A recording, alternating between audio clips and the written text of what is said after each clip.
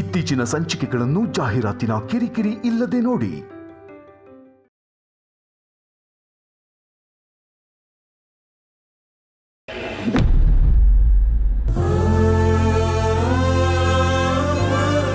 ಅಪ್ಪ, ನನ್ನ ತಾಯಿ ಆಗ್ತಾರೋ ವಿಚಾರ ಅರಸನಕೋಟೆಯಲ್ಲಿ ಅತ್ತೆಯಮ್ಮಂಗಾಗ್ಲಿ ಮಾವಂಗಾಗ್ಲಿ ಇಲ್ಲ ಬೇರೆ ಯಾರಿಗಾದ್ರೂ ಆಗಲಿ ಗೊತ್ತಾಗಬಾರ್ದು.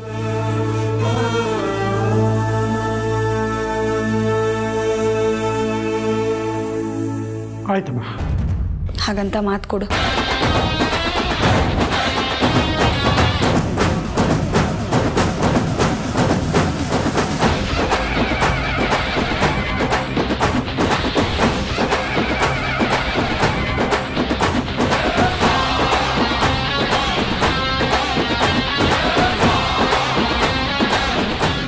ನೀವಿಬ್ಬರು ಅರಸನಕೋಟೆಯಲ್ಲಿ ಆಸ್ತಿ ಯಾವ ವಿಚಾರ ಕೇಳಿದ್ರಿ ಅಂತ ಗೊತ್ತಿಲ್ಲ.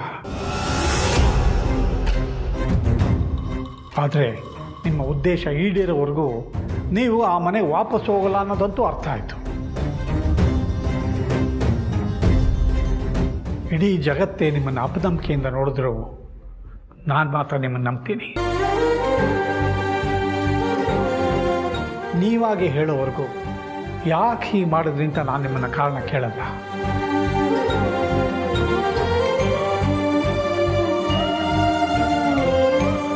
ಹಾಗೆ ಒಂದಂತೂ ಹರಿಸ್ತೀನಿ, ನೀವು ಅಂದ್ಕೊಂಡು ಬಂದಿರೋ ಉದ್ದೇಶ ಆದಷ್ಟು ಬೇಗ ಈಡೇರಿ. ಹಾಗೆ ನನ್ನ ಉಸಿರಿರೋವರೆಗೂ ಮನೆ ಹೊಸಲು ತುಳಿಬೇಡಿ ಅಂತ ಹೇಳಿರೋ ಅಖಿಲಮ್ಮನವ್ರ ಮಾತನ್ನು ಅವರಾಗೆ ವಾಪಸ್ ತಗೊಳ್ಳೋ ಹಾಗಾಗಲಿ. ನೀನು ತಾಯಿ ಆಗ್ತಿರೋ ಸಿಹಿ ಸುದ್ದಿನ ನೀವಾಗೆ ಅಖಿಲಮ್ಮನವ್ರ ಹತ್ರ ಹೇಳೋ ಹಾಗಾಗಲಿ.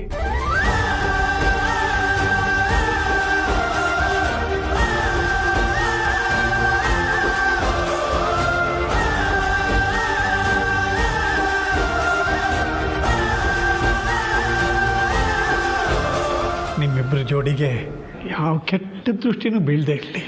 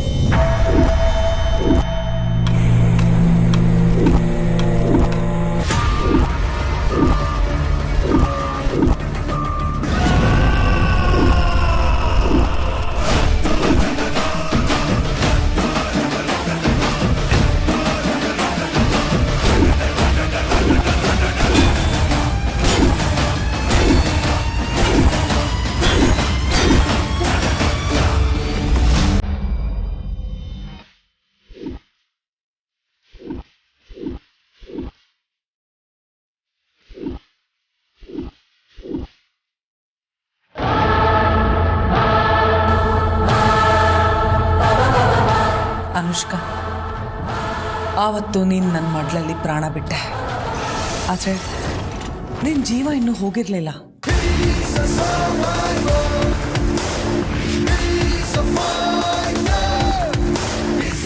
ನಿನ್ನ ಕೈ ಬೆರಳು ಆಡ್ತಿತ್ತು.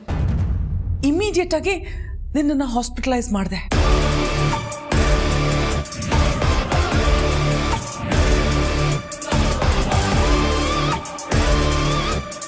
ಯಾವತ್ತು ದೇವ್ರನ್ನ ಬೇಡದೆ ಇರೋಳು, ಆವತ್ತು ನಿನ್ನ ಜೀವ ಉಳಿಸ್ಕೊಡಪ್ಪ ಅಂತ ಬೇಡ್ಕೊಂಡೆ. ನೀನು ಜೀವಂತವಾಗಿದೆಯಾ ಅಂತ ಡಾಕ್ಟ್ರು ಹೇಳಿದ ಮೇಲೇ ಹೋಗಿದ್ದು ನನ್ನ ಜೀವ ವಾಪಸ್ ಬಂದಿತ್ತು.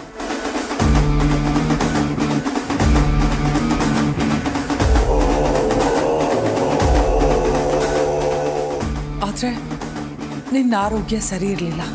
Mentally physically treatment ಕೊಡಬೇಕಾಯಿತು.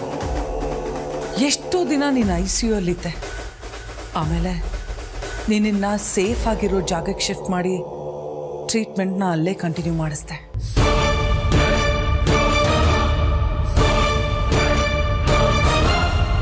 ಅದು ಅಲ್ಲದೆ ಹೊರಗಿನ ಜಗತ್ತಿಗೆ ನೀನು ಬದುಕಿದೆ ಅಂತ ಗೊತ್ತಾಗಬಾರ್ದು ಅಂತ ಹೇಳಿದ್ದು ನಿಮ್ಮ ಮಾವನೇ. ಹೌದು, ನಾನೇ ಹೇಳಿದ್ದು. ಹುಲಿ ಬೇಟೆ ಆಡೋದು ನಿಲ್ಲಿಸ್ತು ಅಂತ ಗೊತ್ತಾದರೆ ಹುಲ್ ತಿನ್ನೋ ಜಿಂಕೆ ಮೊಲಗಳೆಲ್ಲನೂ ಹಣ್ಣು ತಿನ್ನೋಕ್ಕೆ ಶುರು ಮಾಡುತ್ತೆ. ಇಡೀ ಕಾಡೆ ನಮ್ಮದು ಅಂತ ಓಡಾಡ್ತಾ ಇರುತ್ತೆ. ಹಾಗೆ ನೀನು ಸತ್ತೋದೆ ಅಂತ ಗೊತ್ತಾದರೆ ಅರಸನಕೋಟೆಯವರು ರಿಲ್ಯಾಕ್ಸ್ ಆಗ್ತಾರೆ, ಖುಷಿಯಿಂದ ಮೈ ಮರಿತಾರೆ. ಆಗ ನಾವು ಅಖಾಡಕ್ಕೆ ಇಳಿಬೋದು ಅಂತ ಯೋಚನೆ ಮಾಡಿದೆ.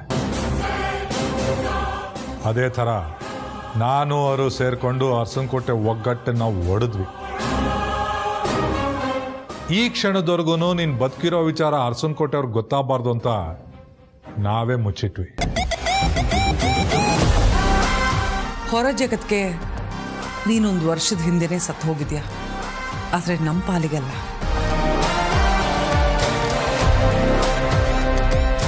ನಿನ್ನನ್ನು ದೂರ ಇಟ್ಟು ಅನುಭವಿಸಿದ ನೋವು ನನಗೆ ಮಾತ್ರ ಗೊತ್ತು ಅನುಷ್ಕಾ. ಅರೋ ಖುಷಿ ಮೂಡಲ್ಲಿ ಈ ಎಮೋಷನ್ ಎಲ್ಲ ಬೇಕಾ? ಅರಸನಕೋಟೆಯವ್ರ ಬಗ್ಗೆ ಕೆಲವು ವಿಷಯಗಳು ನನಗೆ ಗೊತ್ತಾಗಬೇಕು. ಯಾಕೆ ಅಂದರೆ ಅವರಿಂದ ನನ್ನ ಜೀವನದ ಅತ್ಯಮೂಲ್ಯವಾದ ಒಂದು ವರ್ಷನ ಕಳ್ಕೊಂಡಿದ್ದೀನಿ. ಅದರ ಬೆಲೆ ಏನು ಅಂತ ಅವ್ರಿಗೂ ಗೊತ್ತಾಗಬೇಕಲ್ವಾ? ಗೊತ್ತು ಮಾಡಿಸುವಂತೆ ನೀನೀಗ ಬಂದಾಯ್ತಲ್ಲ, ನಿಧಾನಕ್ಕೆ ಗೊತ್ತು ಮಾಡಿಸು.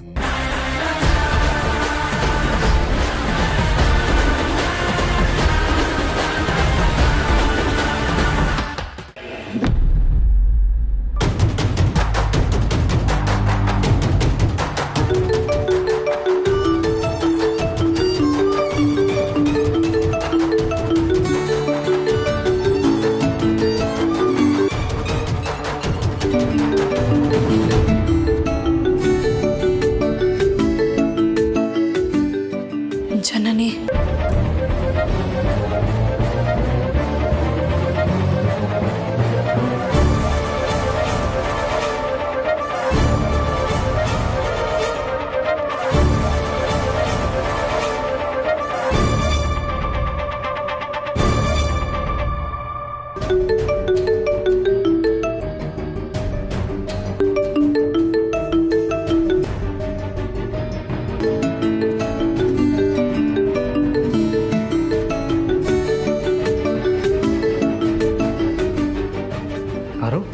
ಯಾರ್ದು ಫೋನು? ಜನನಿ ಫೋನ್ ಮಾಡ್ತಾ ಇದ್ದಾಳೆ.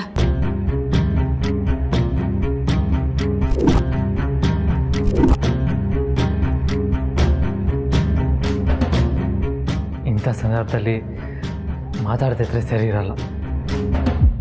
ಮಾತಾಡು.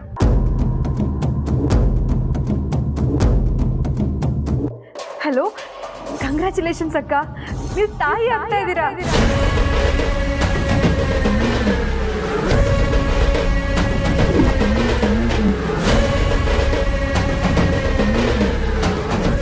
ಅಲ್ಲ, ಜನನಿ ತಾಯಿ ಆಗ್ತಿರೋದ್ರ ಬಗ್ಗೆ ಹೇಳ್ಕೊಳ್ದೆ ನಾನು ತಾಯಿ ಆಗ್ತಿರೋದ್ರ ಬಗ್ಗೆ ಹೇಳ್ತಿದ್ದಾಳಲ್ಲ.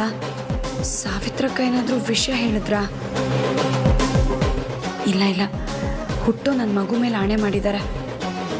ಹಾಗಾದರೆ ಯಾಕೆ ಹಾಗಂದ್ಲು?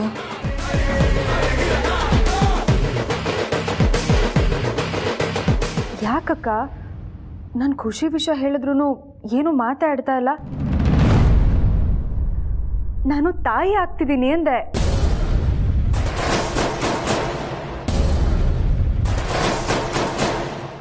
ಮತ್ತೆ ನೀವು ತಾಯಿ ಆಗ್ತಾ ಇದ್ದೀರಾ ಅಂದೆ? ನನ್ನ ಮಗು ನಿಮಗೂ ಮಗುನೇ ಅಲ್ವಾ ಅಕ್ಕ? ಈ ಮಗುಗೆ ನಾನು ತಾಯಿ ಆಗ್ತಿದ್ದೀನಿ ಅಂದಮೇಲೆ ನೀವು ಈ ಮಗುಗೆ ತಾಯಿನೇ ತಾನೇ.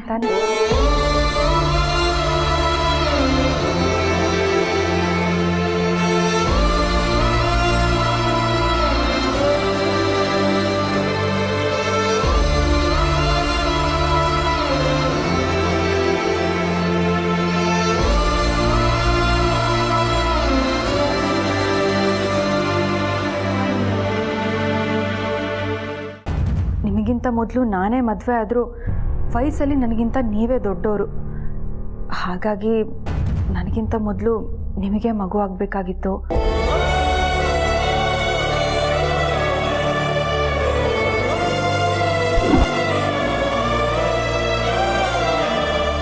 ಆದರೂ ನೀವೇನು ಬೇಜಾರಾಗಬೇಡಿ ಅಕ್ಕ, ಆದಷ್ಟು ಬೇಗ ನಿಮಗೂ ಮಗು ಆಗುತ್ತೆ. ನೀವು ತಾಯಿ ಆಗ್ತಿದ್ದೀರಾ ಅನ್ನೋ ಖುಷಿ ವಿಷಯನ ಎಲ್ಲರ ಹತ್ರನೂ ಹೇಳುವಂಥ ಟೈಮ್ ಬಂದೇ ಬರುತ್ತೆ.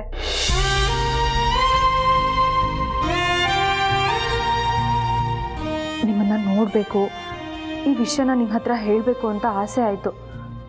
ಆದರೆ ನಾನು ಅಲ್ಲಿಗೆ ಬರೋದಕ್ಕಾಗಲಿಲ್ಲ. ಅದಕ್ಕೆ ಫೋನ್ನಲ್ಲೇ ಈ ವಿಷಯನ ಹೇಳ್ತಾ ಇದ್ದೀನಿ. ತಪ್ಪು ತಿಳ್ಕೊಬೇಡಿ.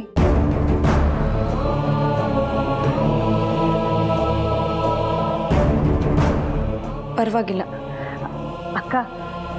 ನಾಳೆ ನನಗೆ ಬಸ್ರಿ ಬೈಕೆ ಶಾಸ್ತ್ರ ಮಾಡ್ತಾ ಇದ್ದಾರೆ.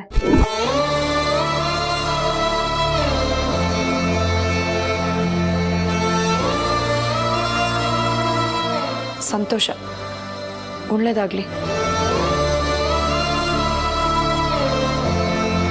ಥ್ಯಾಂಕ್ಸ್ ಪುಟ್ಟ. ನಮ್ಮ ಅಕ್ಕ ನನ್ನ ಜೊತೆ ಮಾತಾಡೋದೇ ಇಲ್ಲ ಅಂತ ಅಂದ್ಕೊಂಡಿದ್ದೆ.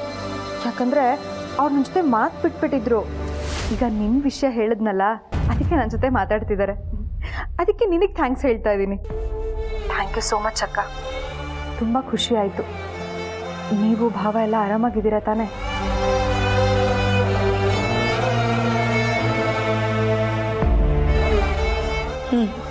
ಸರಿ ಅಕ್ಕ. ಭಾವನ, ಗಣಿನ, ಅಪ್ಪನ ಎಲ್ಲರನ್ನೂ ಕೇಳಿದೆ ಅಂತ ಹೇಳಿ. ಫ್ರೀ ಮಾಡಿಕೊಂಡು ಆದಷ್ಟು ಬೇಗ ನಿಮ್ಮನ್ನು ನೋಡೋದಕ್ಕೆ ಅಲ್ಲಿಗೆ ಬರ್ತೀನಿ. ಸರಿ ಸರಿ ಅಕ್ಕ, ಬಾಯ್.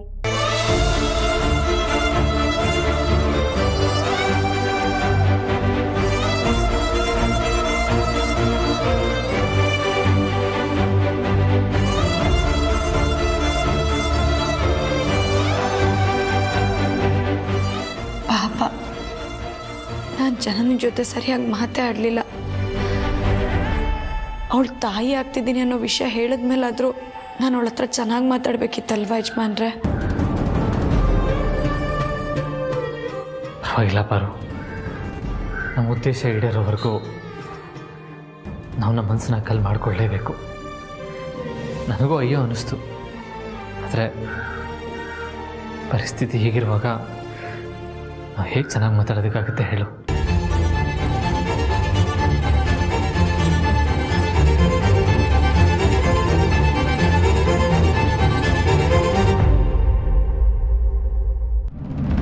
ಬದುಕಿರೋ ನಿನ್ನ ಫೋಟೋಗೆ ಹಾರ ಹಾಕಿದ್ದೀನಿ ಅಂತ ಫೀಲ್ ಮಾಡ್ಕೋಬೇಡ. ಈ ಹಾರ ಹಾಕಬೇಕಾದ್ರೆ ಮನಸ್ಸಲ್ಲಿ ಸೇಡಿನ ಜ್ವಾಲೆ ಕುದೀತಾ ಇತ್ತು. ಆದರೂ ಮನಸ್ಸನ್ನ ಗಟ್ಟಿ ಮಾಡಿಕೊಂಡು ಈ ಫೋಟೋಗೆ ಹಾರ ಹಾಕ್ತೆ. ಯಾಕೆ ಗೊತ್ತಾ? ನಿನ್ನ ಸಾವಿಗೆ ಶರಣ ಆಗೋ ಹಾಗೆ ಮಾಡಿದ್ದು ಆ ಅರಸನಕೋಟೆ ಮನೆಯವರು. ಅದು ನನ್ನ ಮನಸ್ಸನ್ನ ಚುಚ್ಚಿ ಚುಚ್ಚಿ ನನ್ನ ದ್ವೇಷನ ಹೆಚ್ಚು ಮಾಡಬೇಕು ಅನ್ನೋ ಕಾರಣಕ್ಕೆ. ಆ ಕಾರಣಕ್ಕೆ ನಿನ್ನ ಫೋಟೋಗೆ ಹಾರ ಹಾಕಿತ್ತು. ಅದು ಅಲ್ಲದೆ ಪ್ರೀತುನ ಟ್ರ್ಯಾಪ್ ಮಾಡಿದ ಕಾರಣಕ್ಕೆ ಅವನ ಮನೆಗೆ ಬಂದು ಹೋಗಿ ಮಾಡ್ತಿದ್ದ.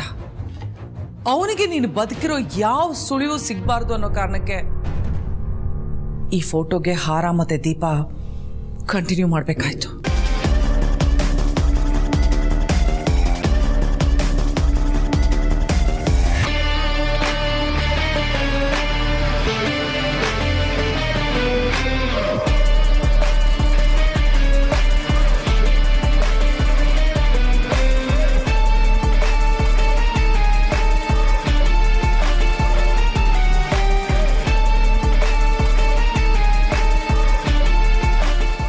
ಅಖಿಲಾಂಡೇಶ್ವರಿ ಈಗ ಹೇಗಿದ್ದಾಳೆ? ಇಷ್ಟು ದಿನ ಚೆನ್ನಾಗೇ ಇದ್ಲು, ಆದರೆ ಈಗ ಧರ್ಮಾಧಿಕಾರಿ ಪಟ್ಟನ ಅವಳಿಂದ ಕಿತ್ಕೊಂಡಿದ್ದೀವಿ. ಸಾಲದಕ್ಕೆ ಅವಳು ದೊಡ್ಡ ಮಗ ಆದಿ ಆಸ್ತಿಯಲ್ಲಿ ಪಾಲು ಕೇಳಿದ್ದಕ್ಕೆ ಮಗನ್ನು ಸೊಸೆನೂ ಮನೆಯಿಂದ ಹೊರಗಡೆ ಹಾಕಿದ್ದಾಳೆ. Great great.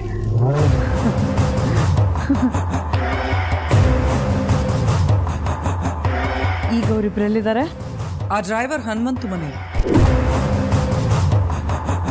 ನಮ್ಮ 3 ಜನ ಪ್ರಕಾರ ಅರ್ಸನ್ಕೋಟೆ ಒಗ್ಗಟ್ಟನ್ನ ಕೊನೆಗೂ ಹೊಡೆದ್ವಿ ಅಲ್ವಾ ಅನುಷ್ಕಾ? ಯಾಕೆ 3 ಜನ ಮಾತ್ರ ಅಂತ ಇದ್ದೀರಾ? ಅನನ್ಯನ್ ಮರ್ತ್ಬಿಟ್ರಾ? ಸಾರಿ ಮಾ. ಆದಷ್ಟು ಬೇಗ ಅನನ್ಯಾಗೂ ಬೇಲ್ ಕೊಡಿಸ್ಬೇಕು. ಕೊಡ್ಸೋಣ, ಖಂಡಿತ ಕೊಡಿಸ್ತೀನಿ. ನೋಡು ಈಗ ಬಂದಿದ್ಯಲ್ಲ, ಕೇಕ್ ಕಟ್ ಮಾಡೋಣ.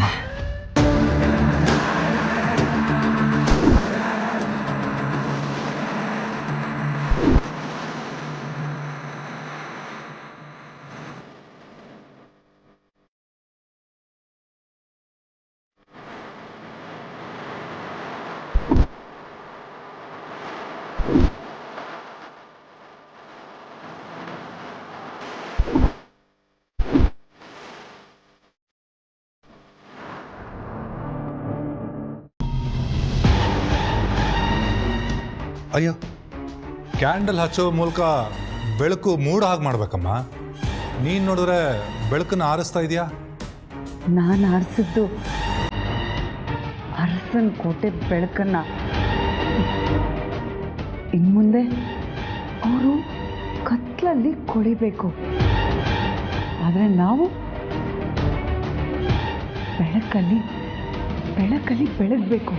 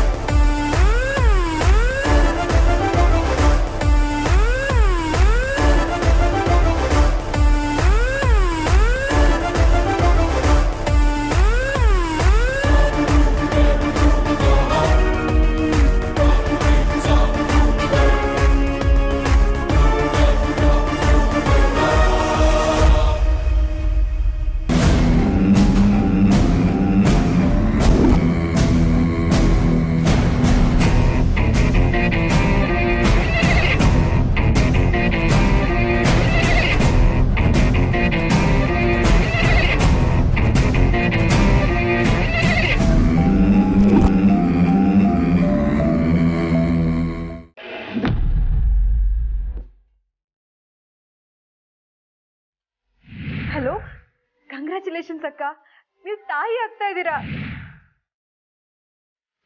ಆದರೂ ನೀವೇನು ಬೇಜಾರಾಗಬೇಡಿ ಅಕ್ಕ, ಆದಷ್ಟು ಬೇಗ ನಿಮಗೂ ಮಗು ಆಗುತ್ತೆ.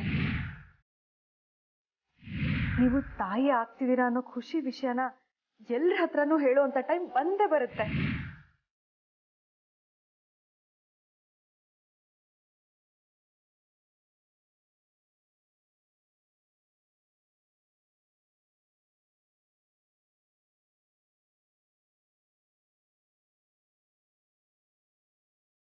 ಪಾರು,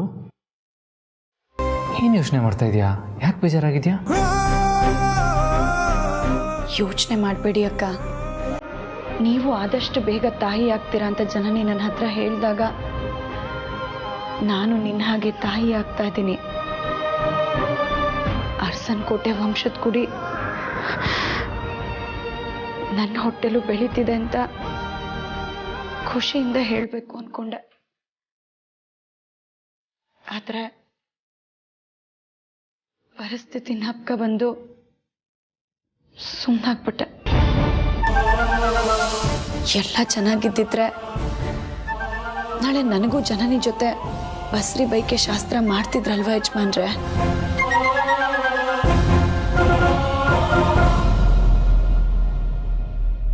ಮನೆಯಿಂದ ಹೊರಗೆ ಬಂದು ನಿಮ್ಮ ತಮ್ಮನ ಸಮಸ್ಯೆ ಎಲ್ಲ ಸರಿ ಮಾಡ್ತೀವಿ, ಅತ್ಯಮ್ಮನ ಹತ್ರ ನಡೆದ ವಿಷಯ ಎಲ್ಲ ಹೇಳಿ ವಾಪಸ್ ಅರ್ಸನ್ ಕೋಟೆಗೆ ಹೋಗ್ತೀವಿ ಅನ್ಕೊಂಡಿದ್ದೆ. ಆದ್ರೆ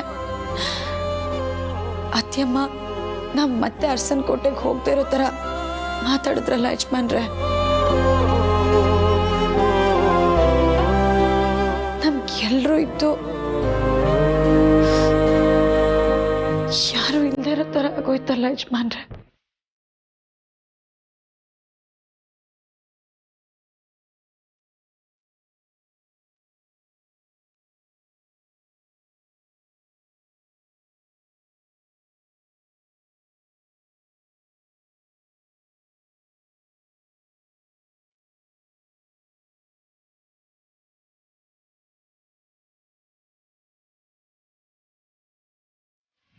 ಇದೇ ಥರದ ಒಂದು ಪುಟಾಣಿನ ನೀವು ನಮಗೆ ಕೊಡಬೇಕು.